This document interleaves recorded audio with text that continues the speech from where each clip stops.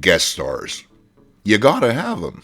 It doesn't matter how strong your main cast are or how rich your storytelling world is, you're gonna need wildcards to keep things interesting. This is especially so in comics, and no comic book guest star is quite as ubiquitous as Spider-Man. Indeed, it would be hard to name a Marvel comic the Wallcrawler hasn't appeared in, but for this video, we're focusing on 3 times that Spidey was a key player in another character's title.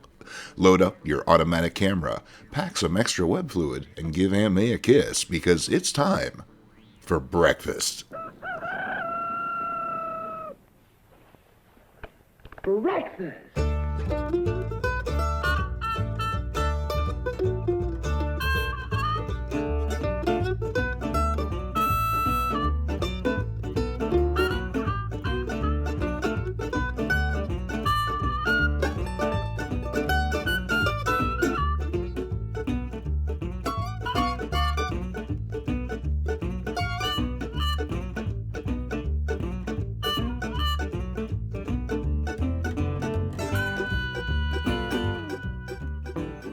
First up, Tales to Astonish 57, starring Giant Man and the Wasp.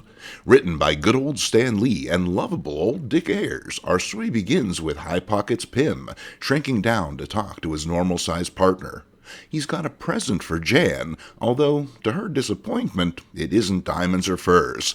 It's a weapon. How romantic. Hank hands her a highly potent compressed air gun. What, were they out of straws and wanted up paper? She's touched, although Jan is more concerned about how it looks than what it does. Still, even the bubble-headed Harris can't help but be impressed by its effectiveness. If they fight in a room full of empty bottles, she'll be of great help. Elsewhere, criminal mastermind Egghead plots his next move. His newly developed electronic impulse communicator allows the villain to talk to ants almost as well as his size-changing foe. Egghead sends a false message into a nearby anthill, which is then relayed to Pym's lab. The scientist learns wall-crawling menace Spider-Man is gunning for him, so he sends Jan out to track him down. She finds him in 4 panels. Good thing New York is so small, huh? Afraid he'll swing away before Hank can arrive, Wasp shoots him. Right in the flippin' face. Spider-Man drops towards the unforgiving asphalt street below, but uses his web shooters to snag a nearby light pole before he strikes. Off-model, this is a fine example of how other Marvel artists struggled with Spidey's visual subtleties. The Wallcrawler's spider sense picks up on the otherwise unnoticeable Wasp's proximity, and he snags her in his webbing. Panicking, she contacts Hank, who grows to giant size and uses his tension ring to swing across town to the action. Having located his target, Pym and Spider-Man square off, with the Wasp slipping out of his web. With the heroes distracted, Egghead enacts phase 2 of his plan. After dispatching his lieutenants to their stations, the mad scientist drops a dime on the squabbling superheroes, calling in no less than the Riot Squad. Spider-Man attempts to slam his oversized adversary, but Giant Man shrinks out of the way in the nick of time. He continues to alter his size throughout the fight, throwing off his increasingly aggravated opponent. The cops show up and throw a cordon around the action, while the Wasp flies in close to strike. She zaps the web slinger on the nose, stunning him long enough for Hank to grab him. And Spidey must be using cut-rate chemicals in his web fluid, as it's nowhere near its usual strength and effectiveness. It is strong enough to allow Spider-Man to swing to the top of a nearby building, but Hank bounds after him. The chase continues across the rooftops, and the cops call in reinforcements. It's all part of Egghead's plan, as the police are too busy on the east side to stop him from hijacking a payroll truck on the west. Actually, hijacking isn't really the right word. They outright steal the vehicle off the street, loading it into their even larger truck and driving away. Subtlety, thy name is Egghead. The heroes continue to scrap along the skyline, but Jan has a startling thought. What if this whole thing has been a fake-out? As if to confirm, a helpful aunt contacts Pym, informing him of the payroll theft. With no time to explain, the Avenger takes a reducing capsule, racing towards the docks. Still angry, his webbed opponent follows. Meanwhile, Eggsy and his crew attempt to open the strong box, but it's abruptly yanked from their clutches. Seems his spider sense guided the wall crawler here. Odd, as it doesn't usually work that way. But there's no time to dwell on it as Hank and Jan arrive and begin brawling with Egghead's goons. They make short work of them, but the scheming villain pulls out a pistol, intent on killing the hero in cold blood. Good thing Spidey is there to snag the gun and end the threat. With that, it's over, even though the two bug-based heroes continue to snipe at one another. Quiet, you two, or I'll get out the raid. The sharp-eyed viewer will note that, as a guest star, Spidey is written less as a sympathetic outsider and more of an antagonistic jerk. Obviously, this was done to play up the relationship between wasps and spiders in the natural world, but it feels totally off compared to the more nuanced portrayals in his own title. Let's see if he fares any better in Silver Surfer 14 from March of 1970. A speeding meteor threatens the Earth. The Silver Surfer watches it streak towards the helpless planet below, then acts. Mustering his strength, the former Herald of Galactus races ahead of the deadly debris and unleashes a blast of the power cosmic. The asteroid is atomized in the upper atmosphere, but a chunk of errant stone strikes him, knocking the Surfer from his board. Stunned, he plummets to the planet below, falling past two incredulous astronauts in orbit before coming to a stop in the pollution-filled East River. Slowly revived by the icy current, the enigmatic alien summons his board, but just then we cut away to more terrestrial matters. Captain America busts in on a room full of suited criminals, but before things can really get going, an impatient hand snaps the television off. Henry's been warned about watching too much of it, but the kid is obsessed. When he's not staring at superheroes, he's reading about them. So what's wrong with that? Well, for a start, they fill your head with useless daydreams, and besides, they're all Marvels. Where's the Archies? Dad banishes his bookish son to his bedroom so the bitter old crank can stew in peace. Henry takes a seat at the window, but before he can get to Stan's soapbox, something catches his eye. It's the Silver Surfer, still groggy from his recent exertions. Excited, Henry rushes to tell his dad, but the Surfer wobbles away before he can be witnessed. However, it's not just cranky middle-aged men he need worry about, as a certain wall crawler is making his way home after an uneventful patrol. He fires a web line towards a nearby building, but is abruptly yanked skyward. What gives? Seems he's thwipped the Surfer's board, and the Ho-Dad immediately blows his tin-plated top. Turns out, he's a little sensitive about all those times the human race has tricked him, and isn't in the mood for compromise. He gets a puss full of web fluid for his trouble and is yanked from his hovering platform. The Surfer blasts the webbing away, but plummets towards the street below. Still attached to the board, Spidey is snapped through the air as the silvery conveyance streaks back to its master. Another burst of cosmic energy shears his line, but before Spidey can splatter, the Surfer shatters a fire hydrant, creating a column of water that breaks his fall. Having enough of this earthling nonsense, Surfer departs, passing Henry's window as he does.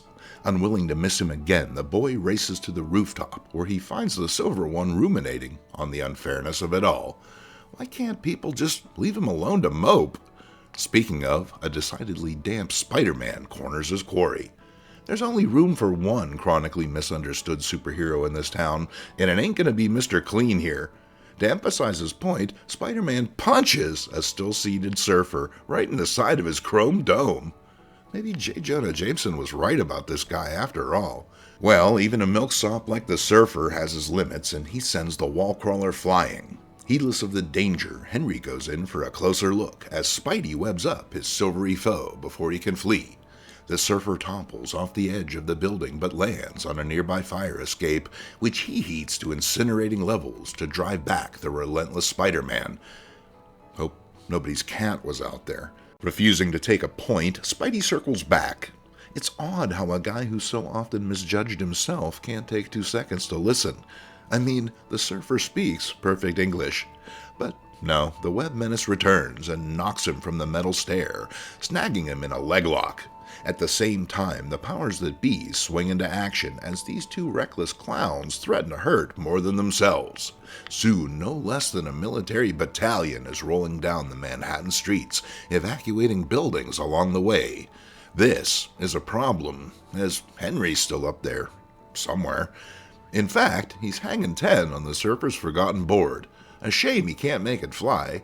The board's owner, weary of conflict, abandons his foe pinned beneath the shattered remains of an automobile. Departing the scene, the Surfer leaves himself open as the gathered military unleash a mighty salvo upon the unsuspecting alien. However, instead of engaging with the humans, the Surfer simply stands there, unwilling to hurt anyone else. When it's clear there's no reasoning with our petty Earth minds, he summons his board, which Henry still straddles. The child is swept into the air and, gripped by fear, begins to fall. Summoning all of his power, the Surfer guides the board to Earth, keeping it under the shaken child until it reaches the safety of the street. Beaten down by the military bombardment, the alien drops as Henry's father rushes to his side. And hey, isn't everyone embarrassed now? They all skulk off, leaving a shit-mixed Surfer to ponder the indignity of it all. So yeah, having Spider-Man guest star is clearly a mixed bag. It might give you a boost in sales to stick his web puss on the cover, but is it really worth it? I mean, the guy cannot play nice. But hey, let's give him one more chance with this two-parter from Daredevil 16 and 17. This one has a script by the sagacious Stan Lee with art by jazzy John Romita. A television broadcast of Spider-Man battling the masked marauder plays in the office of Nelson and Murdoch. Seems the criminal mastermind and his gang attempted to break into the World Motors building, but were stopped by the web slinger. And while 4 members of the gang were captured, the marauder himself managed to slip away in the confusion, leaving motivation for his act unclear. All of this talk of Spider-Man leads to thoughts of Daredevil, who no one has seen around much lately.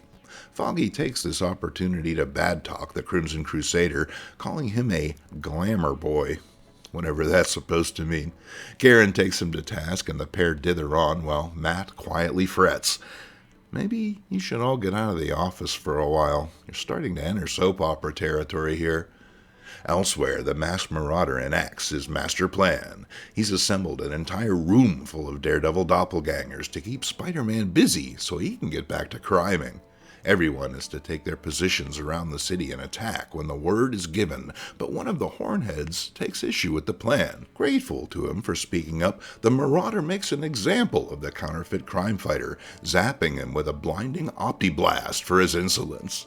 The optic nerves of his eyes now paralyzed, the foe man without fear is led away to recover, while the Marauder puts his plan in motion. Sometime later, Spidey finds himself assaulted from above by a billy club. He spies Daredevil fleeing the scene and follows, knowing stick-throwing is part of his modus operandi. However, before he can engage the hoax Hornhead, he vanishes, leaving Spidey flummoxed. Minutes later, he spies another ersatz DD atop a building and is caught up in a billy club line before he can get close. Fit to be tied, all the web spinner can do is swing around and fume. Meanwhile, after seeing the seemingly spurned Karen Page off, the real Daredevil suits up and heads out on his nightly patrol. Ignorant of recent events, he's quite surprised to be stopped and shaken down by you-know-who. Before Matt can use any of that fancy lawyer talk of his, Spidey gives him a scuff for his trouble. Surprised by this seemingly unprovoked attack, DD rebounds. There's no reason for he and Spider-Man to fight. However, the temperamental teen has a head full of steam and isn't going to stop until he's remodeled the Man Without Fear's face. Seeing reason isn't going to work, Daredevil defends himself, sending his foe sprawling. Quickly rebounding, Spider-Man clings to the wall and gives Hornhead a devastating kick to the chops. In an eerily similar turn of events, a nearby cop calls in the riot squad, which is the masked marauder's cue.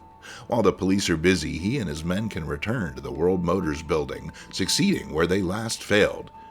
So yeah, the villain's plan is basically the same as Egghead's, just gussied up in more purple. Using a powerful hydraulic motor, a high-pressure tube is inflated, creating a column of air the Marauder's minions ride up and into the building. Using a shock-shatter ray, they blast open a safe to retrieve plans for the experimental XB-390 engine.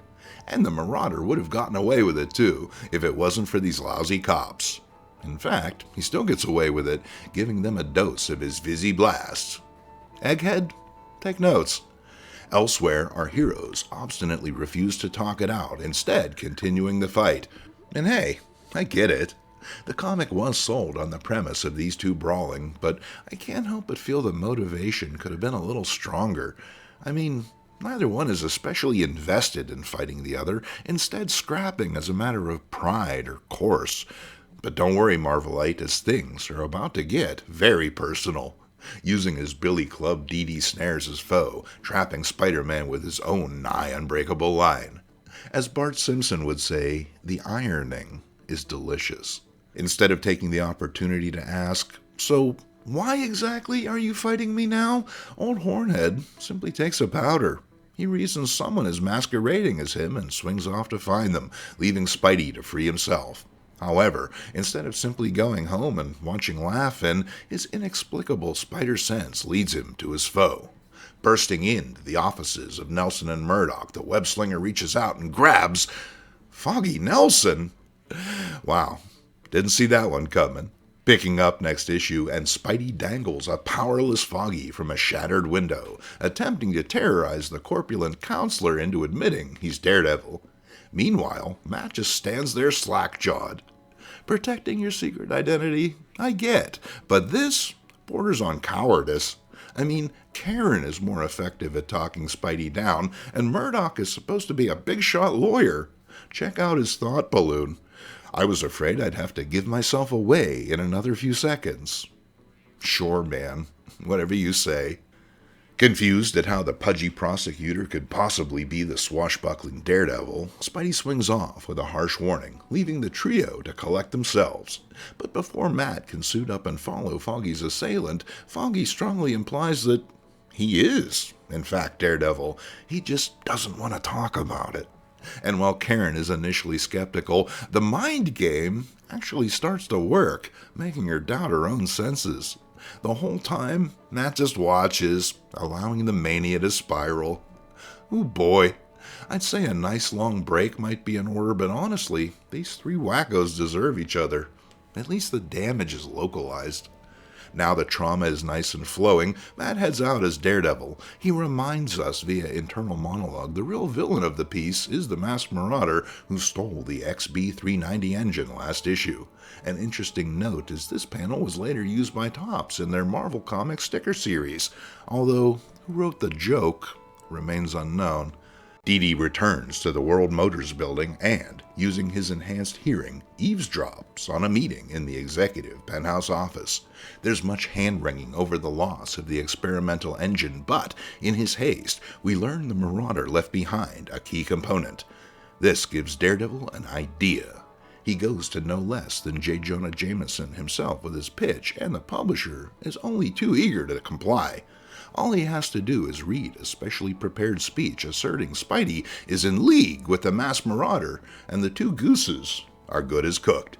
Jameson on live TV explains how, in spite of the theft of the XB390 engine, the plan was a failure as the marauder didn't take the fuel. So much for being a criminal mastermind. Watching from his aunt's modest home in Forest Hills, Peter Parker is shaken by the announcement. Jameson then offers a reward for anyone who can prove Spider-Man is working in league with the Marauder. Even the Marauder himself is outraged, plotting to return to the World Motors building to retrieve the fuel. Daredevil, however, is already there, ensuring his carefully plotted plan has come to fruition. As the Marauder always waits until nightfall to strike, Dee heads back to the office. In spite of having a night to wise up, Foggy does nothing to dismiss the previous implications that he might be Daredevil, further stirring the pot of group psychosis. Daredevil makes his way towards the World Motors building, but is intercepted by Spider-Man. This time, Dee attempts to reason with his easily riled foe, but Webhead's still hot under the collar after their last encounter. Readers are treated to some genuine fisticuffs here, with actual blows being thrown. This is the first time Romita drew Spider-Man, and he does a great job of portraying the action, keeping the movement flowing from panel to panel. And while it might not be the mind's eye Romita Spidey many fans think of, it's well on its way. Having found an opening in his foe's fighting technique, Spidey strikes, knocking the Crimson Crime Fighter to the rooftop. Staggered, Daredevil struggles to catch his breath. Spider-Man warns him to stay down, but old Hornhead isn't the quitting type and slowly fights his way back to his feet. However, before any more blows can be thrown, a freaking blimp appears. Very discreet. Even the cops notice, but this stunning ruse throws them off. Good thing Dave is on the case. The Marauder drives right up to the World Motors building, and he and his goons descend to retrieve the fuel. He makes short work of the rooftop guards with his Opti Blast, but before they can breach the structure, Spider-Man appears. He lays into the goons, who, thoughtfully, didn't bring any weaponry along. That was damn nice of them. In appreciation, the web-slinger makes like Moe, conking two henchmen's head together, like coconuts. And I take it back. This star pupil brought a pistol. For all the good it does him. With the goons defeated, Spidey turns his attention to their leader, but gets a face full of Opti Blast for his trouble. Boy, that spider sense just goes in and out, doesn't it? Fortunately, Daredevil is there to pick up the slack. The Opti Blast has no effect on him, big surprise, and the Marauder panics. As well he should, as there's only 3 pages left and he is not in next month's solicits. He tries a little karate, but DD's been toughened up after fighting Spider-Man and he barely feels his foe's blow. The Marauder, however, isn't so tough and folds like a cheap ironing board. DD notes that the Marauder's gang have revived and are attempting to escape in the blimp, which is just too damn funny. Daredevil decides to wrap things up with a bang and fires the fallen pistol into the hovering blimp, which blows up real good. With flaming wreckage now raining down all over the city, everyone runs for cover. Instead of arresting him for gross criminal negligence, the cops look the other way as DD hands over some more faceless nobodies. Seems the Marauder escaped again in all the confusion. I'd say that maybe Daredevil should have kept an eye on him, but I won't. A now recovered Spider-Man listens appreciatively as DD attempts to clear his name, unaware the crime fighter was instrumental in JJJ's smear campaign. Hey, if you know of a way to make an omelet without breaking any eggs, I'm all ears. As for Karen and Foggy, well, let's just say this storyline went on for a little while longer. Where's Mike Murdock when you really need him? So there you have it. Marvel was truly blessed to have a character like old Webhead to guest star in their other publications. He may not have saved most of them from cancellation, but his appearance certainly didn't hurt. If sticking Spider-Man in a random issue got a kid to buy a copy of a book he wouldn't otherwise, then all the better. And if his appearance here made you click on this video, then it still works, all these decades later. Thanks for joining us. If you enjoyed this episode, be sure and subscribe and give it the old thumbs up. If you'd like to support the channel, pick up a t-shirt. You can always use more t-shirts. I'm Jason Mink, and I'll see you next time at breakfast.